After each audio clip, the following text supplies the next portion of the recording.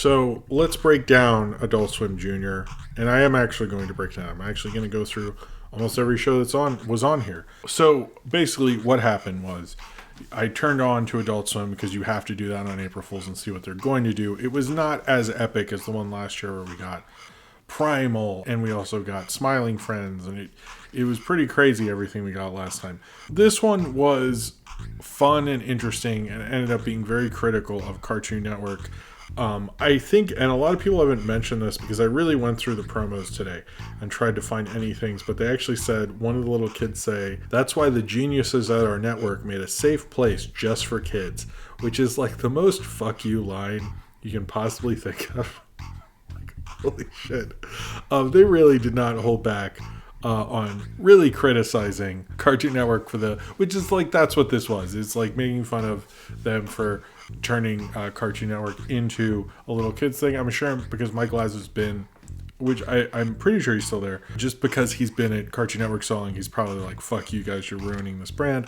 But basically they turned Adult Swim into a safe place for little kids like Adult Swim Junior. They had ads, basically new ads for almost every Adult Swim original program, from Space Ghost to Boondocks to everything like that. And then they had 2 episodes of Rick and Morty, Total Recall, redubbed with little kids, and same with Aqua Teen Hunger Force, Revenge of the Mooninites as well. And then I think we thought they were going to do more of those, and then they just didn't. They just replayed the Rick and Morty thing and then the Aqua Teen thing, and that was it. And it was done. That was a little disappointing. I will say this, there's like a lot of things in this. It's not just a simple thing to have done. I think they probably put more effort into just this one, actually, than the Post Malone one. It seems like they just put Post Malone in front of a green screen, just like aired stuff they had. There's not as much effort as they put into this, if you really think about it. I generally liked it, by the way. Since I watch a lot of children's programming, I can tell you that it very much felt at home with that. They did an excellent job, but I want to go through everything that I could find, every show that became a little kidified for this. Yeah, obviously, Rick and Morty, or Rick and Morty Babies, and Aqua Teen Hunger Force, which I like the Aqua Teen theme remix better than the Rick and Morty one, which was reanimated with babies. That they clearly put a lot of effort in, but I like the remix of the Aqua Teen theme song. Oh, they also have, I can't say this show, Gemusu Machu preschool intro. That was like the only really major thing that was animated new, that was like longer. But in the promos they had Aqua Teen Hunger Force, which they also called Aqua Child Hunger Force, which is kind of funny. They had 2 different animated character design versions of Ball Masters. One was Bouncy Ball Masters, one was a better animated Ball Masters, which confused me. I thought it was like a different show or something.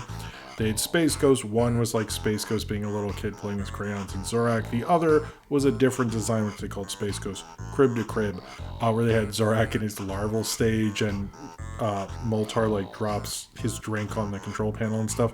So it was like, I noticed like they clearly had different animation houses working on this, which was kind of interesting because if you watch all the promos, you notice differences in there. And I'm wondering if like they had several people audition, or the reasons behind that, or they just thought like, oh, well, let's have, I don't know why they did that. The Venture Nephews was interesting because at first they had Brock and Dr. Venture as kids, then they had Hank and Dean as babies in a later promo, which that I thought was cool. So if you watch the 45 minutes, there was some things in there, like Squidbillies became Kid Billies. You got some footage of that. You got Super Jail turned into Super Juvie. Harvey Birdman was Harvey Birdman Junior Associate. You had Metalocalypse Babies, which that was animated in 2 ways. You saw the band performing animated one way, and then you saw them in a crib animated a different way, which I think, like some said, the simplified art style was, I think Kevin in Roundtable said that, was to make a comment on current Cartoon Network and when they do their reboots. I think that was sort of it. I think that was what was going on, as well as they did 2 different promos with 12 Ounce Mouse, which I actually like. One was just the Fitz like drinking milk, and the other with the eye creature where he says, "I'm so glad," which was just sounded like a kid show, which was funny. The Laser Wolf was turned into Laser Pups, and then they had the live action ones, which was Children's Hospital, but it said this time the doctors are children, which I thought that was funny. Tim and Eric, awesome youth, great bath. And then Eric Andre nap time show. It was interesting, and the promos were interesting. They had one thing was like from the cradle to the grave, from diaper to diaper. That was a good quote. The world is a big place, so we made it just a little bit smaller. And then they had two of those T-Rex commercials, hearing little kid stories, one about old French fries, one about a kid telling you about the Illuminati, and then one about the best breakfast, which was chocolate cake, chocolate milk, sugar, and chocolate. And then the robot saying the knock knock banana orange knock knock joke, and the kitties and the bubbles and the sandcastles.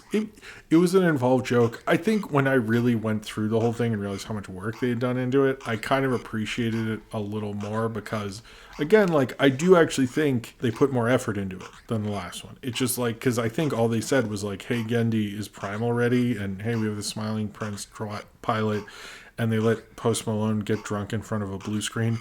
I feel like he does that anyway. So, like, how much effort, if we really think about it? It was just that one was a little cooler and more involved and, like, kept you up watching TV forever. And this one just didn't do that, unfortunately. Unless, like, if anyone was still watching Adult Swim at that point.